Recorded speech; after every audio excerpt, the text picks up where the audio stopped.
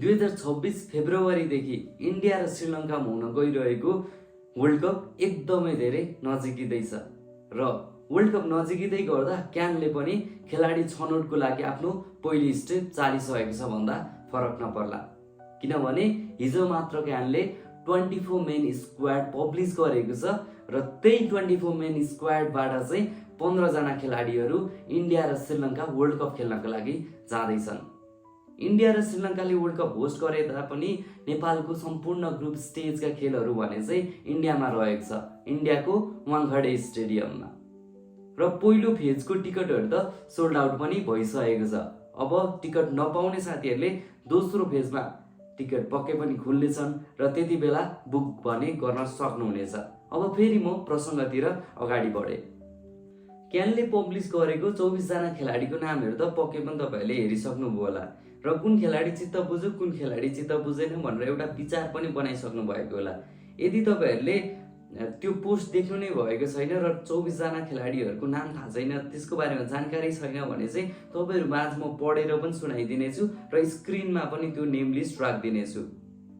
24 जना खेलाडीहरू मध्ये रोहित कुमार पौडेल, दिपेन्द्र सिंह ऐरी, सन्दीप लामिछाने, कुशल भुर्तेल, आसिफ शेख, कुशल मल्ल, गुलशन कुमार झा, सन्दीप जोरा, सोमपाल कामी, नन्दन यादव, ललित राजवंशी, लोकेश बम, आरिफ शेख, आदिल अंसारी, करण केसी, साहब आलम, शेर मल्ल, भीम सार्की, ईशान पाण्डे, बासिर अहमद, विनोद भण्डारी, अविनाश बोहरा, प्रतीश जीसी, रूपेश सिंह, यी 24 खेलाडीहरू क्यानले पब्लिस गरेको 24 मेन लिस्टमा रहेको छ र यिनै 24 जना खेलाडीहरू मध्ये 15 जना खेलाडीहरू चाहिँ विश्वकप खेल्नका लागि इन्डिया जानेछन्, या भनौँ इन्डिया र श्रीलङ्का जानेछन्।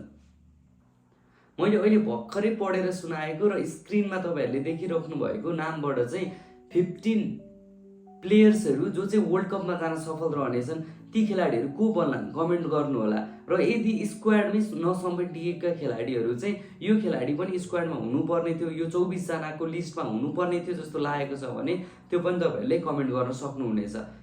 यो भिडियो अगाडि बढ्दै गर्दा म आफ्नो विचारहरू पनि राख्नेछु, तपाईँहरूले पनि कमेन्ट सेक्सनमा आफ्नो विचारहरू राख्न सक्नुहुनेछ।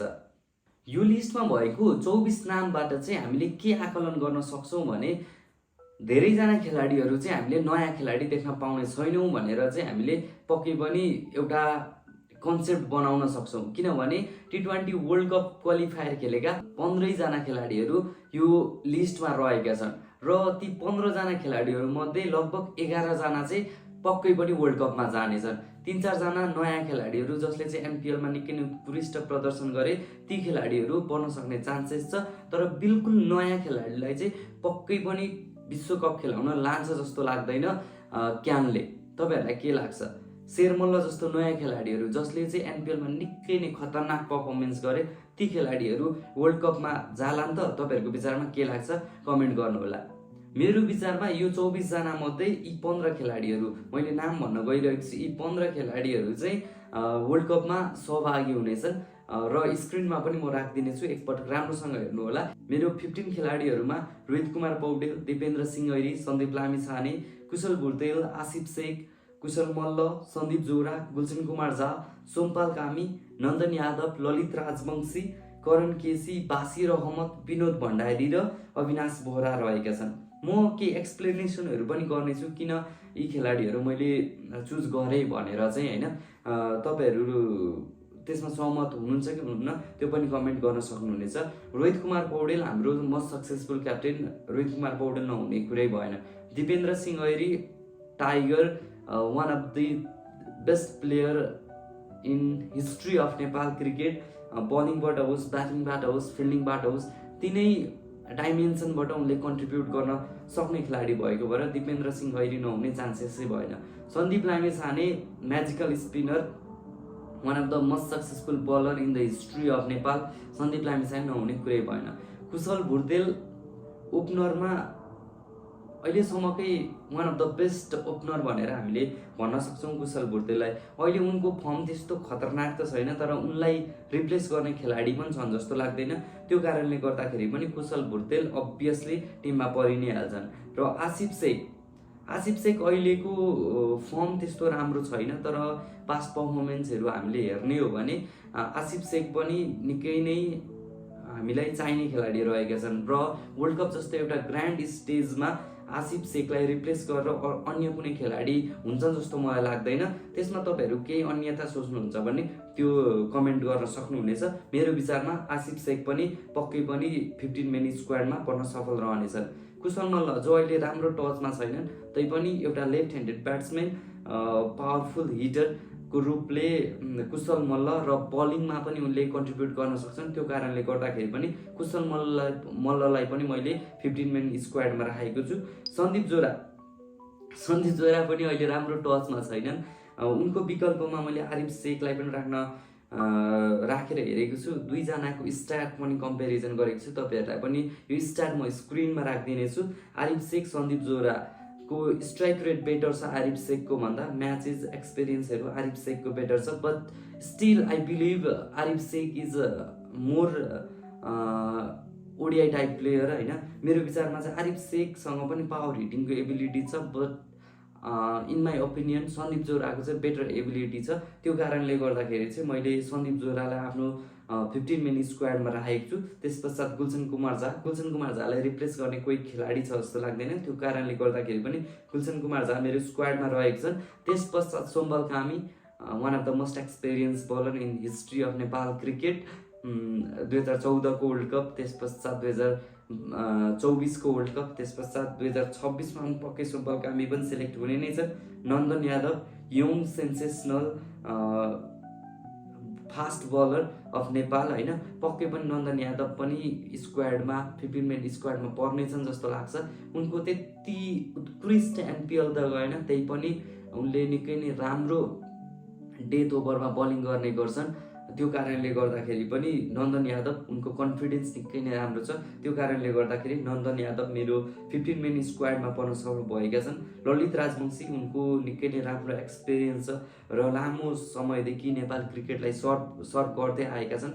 अहिले यो संस्करणको एनपिएलमा त्यस्तो राम्रो उनको पर्फर्मेन्स रहन सफल भएन, तैपनि ललित राजवंशी नै मेरो स्क्वाडमा रहेका छन्। उनको अप्सनमा मैले शाह आलमलाई पनि राखेको छु, तर उनको इन्टरनेसनल गेममा त्यस्तो राम्रो एक्सपिरियन्स नभएको कारणले गर्दा एक्सपिरियन्सको आधारमा मैले शाह आलमभन्दा ललित राजवंशीलाई चाहिँ चुज गरेको छु। तपाईँहरूलाई के लाग्छ कमेन्ट गर्न सक्नुहुनेछ, तपाईँहरूले पनि आफ्नो विचार। त्यस पश्चात Karan KC, fast bowler, medium fast bowler, and then लास्टमा आएर एउटा राम्रो क्यामियो खेल्न सक्छन्, राम्रो फिनिसिङ दिन सक्छन् नेपाललाई। करण केसी पक्कै पनि तपाईँहरूको पनि लिस्टमा आफ्नो नाम बनाउनेछन्। मेरो लिस्टमा 15 मेनको लिस्टमा चाहिँ पक्कै पनि नाम बनाएका छन् करण केसीले। तपाईँहरूको लिस्टमा नाम छ कि छैन करण केसीको त्यो पनि कमेन्ट गर्नुहोला। बासिर अहमद एनपिएलमा ठिकठाक पर्फर्मेन्स आएको थियो, एउटा म्याचमा राम्रो खेलेका थिए, त्यस पश्चात अन्य म्याचमा त्यस्तो पर्फर्मेन्स गर्न नसके तापनि मलाई बासिर अहमद चाहिँ एउटा अन्डररेटेड प्लेयर हुन् जस्तो लाग्छ नेपालको। एकपटक कुवेतसँग पनि आई रिमेम्बर होइन, सायद त्यो हङकङको ट्राइनेसन सिरिज थियो, हङकङ, कुवेत र नेपाल बिच। नेपालले फाइनलमा कुवेतसँग हार्न पुगेको थियो, तर एकदमै उत्कृष्ट खेलेका थिए बासिर अहमदले र उनीसँग बलिङ गर्ने एबिलिटिज पनि छ। त्यो कारणले गर्दाखेरि पनि मैले बासिर अहमदलाई आफ्नो 15 मेन स्क्वाडमा राखेको छु। त्यस पश्चात विनोद भण्डारी, जुन तरिकाको उनको एनपिएल रह्यो, सेकेन्ड हाइएस्ट रन स्कोरर बन्न सफल भयो विनोद भण्डारी।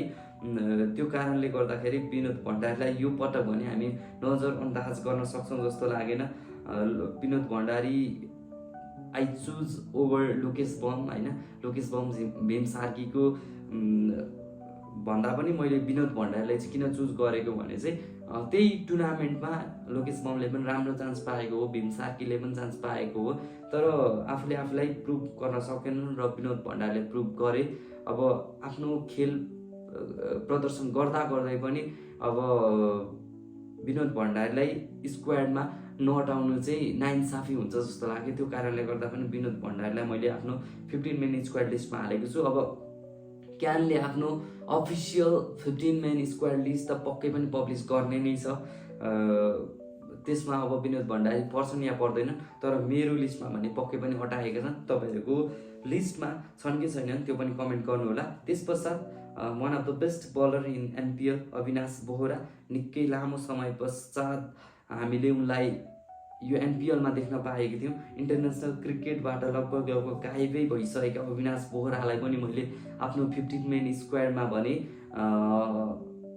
स्क्वाड लिस्टमा भने हटाएको छु। तपाईँहरूको लिस्टमा छन् कि छैन त्यो पनि कमेन्ट गर्नुहोला। मेरो लिस्टमा चाहिँ रोहित कुमार पौडेल, दिपेन्द्र सिंह ऐरी, सन्दीप लामिछाने, कुशल भुर्तेल, आसिफ शेख, कुशल मल्ल, सन्दीप जोहरा, गुलसन कुमार झा, सोमपाल कामी, नन्दन यादव, ललित राजवंशी, करण केसी, बासिर अहमद, विनोद भण्डारी र अविनाश बोहरा रहेका छन्। तपाईँहरूको लिस्ट कस्तो रहेको छ कमेन्टमा लेख्नु होला। र एउटा छुटाउन नहुने नाम शेर मल्ल रहेको छ। मेरो लिस्टमा शेर मल्लको नाम नभए तापनि उनलाई ह्युज रेस्पेक्ट छ। उनीले अहिलेसम्म इन्टरनेसनल गेम खेलेका छैन नेपालका लागि, र सम्भवतः यो निकै नै ठुलो स्टेज T20 वर्ल्ड कप जस्तो स्टेजमा उनलाई म्यानेजमेन्टले डेब्यु गराउन लान्छ जस्तो मलाई लाग्दैन। त्यो मेरो विचार हो।